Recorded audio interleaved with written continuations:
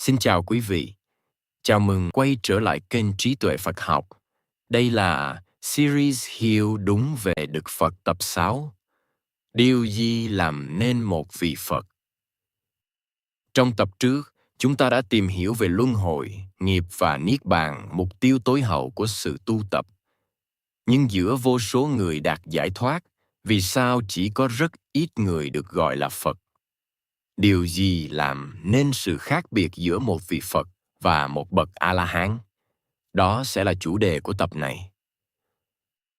Trong suốt hành trình tìm hiểu về Phật Pháp, có lẽ một trong những điều dễ gây nhầm lẫn nhất là danh xưng Đức Phật. Nhiều người cho rằng chỉ cần đạt được giác ngộ thì sẽ trở thành Phật. Có người lại nghĩ rằng một vị A-la-hán và một vị Phật hoàn toàn giống nhau, chỉ khác cách gọi. Thậm chí, không ít người tin rằng Đức Phật sở hữu những năng lực siêu nhiên nên được tôn kính hơn những người khác. Nhưng nếu nhìn theo những lời dạy nguyên thủy của Đức Phật, điều làm nên sự vĩ đại của một vị Phật không nằm ở thần thông, cũng không nằm ở quyền năng. Điều đặc biệt nhất chính là khả năng tự mình tìm ra con đường giải thoát khi cả thế gian đã hoàn toàn đánh mất con đường ấy. Để hiểu rõ điều này, trước hết cần hình dung về bối cảnh xuất hiện của một vị Phật. Theo Phật Pháp, giáo Pháp không phải lúc nào cũng hiện diện trong thế gian. Sau khi một vị Phật nhập Niết Bàn, giáo Pháp của Ngài vẫn còn được lưu truyền trong một thời gian rất dài. Thế nhưng theo năm tháng, lời dạy dàng bị mai một. Có những điều bị hiểu sai, có những điều bị lãng quên, rồi đến một lúc không còn ai biết con đường giải thoát thực sự là gì. Đó là thời kỳ thế gian không còn Phật Pháp. Con người vẫn sinh ra, già đi rồi qua đời, vẫn tìm kiếm hạnh phúc, vẫn cố tránh khổ đau, nhưng không còn ai nhìn thấy nguyên nhân sâu xa của mọi phiền não. Những phương pháp tu tập có thể vẫn tồn tại, nhưng không còn dẫn đến sự giải thoát hoàn toàn. Chính trong hoàn cảnh ấy, một con người với ý chí phi thường bắt đầu hành trình tìm kiếm chân lý. Không có vị thầy nào chỉ đường, không có kinh điển để học, không có ai xác nhận điều mình đang làm là đúng hay sai. Tất cả đều phải bắt đầu từ sự quan sát, chiêm nghiệm và thực chứng bằng chính trí tuệ của mình. Người ấy chính là một vị Bồ Tát trên con đường thành Phật. Sau vô lượng kiếp tích lũy công hạnh, khi mọi phẩm chất đã viên mãn, vị Bồ Tát ấy sẽ tự mình khám phá ra quy luật của cuộc sống, thấy rõ nguyên nhân của khổ đau, thấy con đường chấm dứt khổ đau và đạt đến sự giác ngộ viên mãn. Kể từ thời điểm ấy, Ngài trở thành một vị chánh đẳng giác. Danh xưng này mang một ý nghĩa rất sâu sắc. Chánh là đúng đắn, đắn là viên mãn, giác là giác ngộ. Ba chữ ấy khẳng định rằng sự giác ngộ của một vị Phật là hoàn toàn trọn vẹn và được thành tựu bằng chính trí tuệ của mình, không nhớ bất kỳ ai khai mở. Đó là điểm khác biệt đầu tiên. Điểm khác biệt thứ hai nằm ở sứ mệnh. Một người có thể tự mình vượt qua dòng sông bằng cách bơi thật giỏi. Nhưng nếu người ấy quay lại, đóng một cây cầu để hàng nghìn người khác cũng có thể sang bờ bên kia, giá trị của việc làm ấy sẽ lớn lao hơn rất nhiều. Đức Phật không chỉ tự mình giải thoát. Sau khi giác ngộ, Ngài dành trọn phản đời còn lại để chỉ bày con đường ấy cho tất cả mọi người. Suốt 45 năm, từ những thành thị đông đúc đến các ngôi làng nhỏ, từ cung điện của các vị vua cho đến những khu rừng vắng vẻ, bước chân của Ngài chưa từng dừng lại. Ngài gặp đủ mọi hàng người. Có người giàu sang, có người nghèo khó, có người học rộng, có người chưa từng biết chữ, có người đến với lòng thành kính, có người tìm đến chỉ để tranh luận hoặc thử thách. Nhưng trước tất cả, Đức Phật đều giữ một thái độ bình đẳng. Ngài không nhìn vào địa vị, không nhìn vào giai cấp, không nhìn vào quá khứ. Điều Ngài nhìn thấy là khả năng chuyển hóa trong mỗi con người. Chính lòng từ bi ấy đã khiến giáo pháp lan truyền khắp nơi. Nếu chỉ giác ngộ cho riêng mình, có lẽ thế gian đã không biết đến Đức Phật. Điều khiến hàng triệu người tôn kính Ngài suốt hơn 2.000 năm qua chính là việc Ngài đã mở ra một con đường để bất kỳ ai cũng có thể bước theo. Đến đây sẽ có người đặt câu hỏi: nếu một vị A-la-hán cũng đoan tặng thầm, sân và si, cũng không còn tái sinh nữa. Vậy khác biệt giữa A-la-hán và Đức Phật là gì? Đây là điều rất dễ bị nhầm lẫn.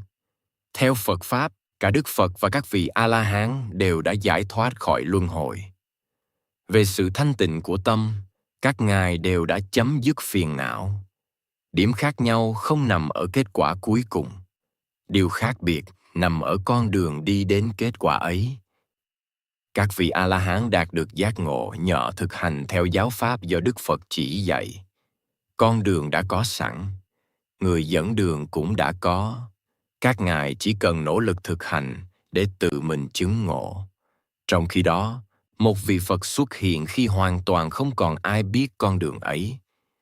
Ngài vừa là người khám phá, vừa là người khai mở, vừa là người truyền dạy. Nếu ví giáo pháp như một con đường xuyên qua khu rừng rậm, thì Đức Phật là người đầu tiên cầm rìu mở lời. Các vị A-la-hán là những người bước theo con đường đã được khai phá. Cả hai đều đến cùng mục đích, nhưng công việc của người mở đường luôn gian nan hơn rất nhiều. Chính vì vậy, sự xuất hiện của một vị Phật được xem là vô cùng hiếm có. Trong kinh điển, Đức Phật từng đưa ra một ví dụ rất nổi tiếng. Ngài hỏi các vị tỳ kheo rằng, điều gì nhiều hơn, đặt trên toàn mặt đất hay một nắm đất nhỏ nằm trên đầu móng tay? Dĩ nhiên, ai cũng biết nắm đất trên móng tay là vô cùng ít. Đức Phật nói rằng, số lần một vị Phật xuất hiện trong thế gian cũng hiếm hoi như vậy khi so với khoảng thời gian không có Phật. Điều đó cho thấy sự ra đời của một bậc chánh đẳng giác là một nhân duyên vô cùng đặc biệt. Nhưng có một điều còn đáng suy ngẫm hơn. Nếu thành Phật là điều khó khăn như thế, tại sao một vị Bồ Tát vẫn lựa chọn con đường ấy? Sau khi tích lũy rất nhiều công đức, một vị Bồ Tát hoàn toàn có thể hướng đến sự giải thoát sớm hơn. Thế nhưng các ngài vẫn tiếp tục trải qua vô số kiếp sống để hoàn thiện những phẩm hạnh cần thiết. Lý do nằm ở lòng từ bi. Một vị Bồ Tát không chỉ mong giải thoát cho riêng mình. Nguyện lớn nhất của các ngài là sau khi thành tựu giác ngộ sẽ có đủ trí tuệ và năng lực để giúp vô số chúng sinh cùng tìm thấy con đường giải thoát. Chính lời nguyện ấy đã tạo nên sự khác biệt. Đó không phải là tham vọng. Đó là một lý tưởng được nuôi dưỡng bằng lòng từ bi vô hạn. Nhìn lại cuộc đời Đức Phật Thích Ca Mâu Ni, có thể thấy sau khi thành đạo, Ngài hoàn toàn có thể an trú trong sự tịch tỉnh của Niết Bàn. Nhưng Ngài đã không làm như vậy. Ngay cả khi tuổi đã cao, sức khỏe giảm sút, Ngài vẫn không ngừng thuyết pháp. Có những ngày phải đi bộ hàng chục cây số, có những đêm nghỉ dưới gốc cây, có lúc bị người khác hiểu lầm, phỉ báng hay chống đối. Dù vậy, Đức Phật chưa từng từ bỏ việc chỉ dạy, bởi Ngài hiểu rằng chỉ cần còn một người đủ duyên để lắng nghe và thực hành, giáo pháp vẫn còn có thể mang lại lợi ích. Có lẽ đó mới là điều làm nên sự vĩ đại của một vị Phật. Không phải quyền năng, không phải phép màu, không phải khả năng thay đổi số phận của người khác, mà là trí tuệ đủ sáng để tìm ra chân lý, cùng lòng từ bi đủ lớn để dành cả cuộc đời chia sẻ chân lý ấy cho thế gian.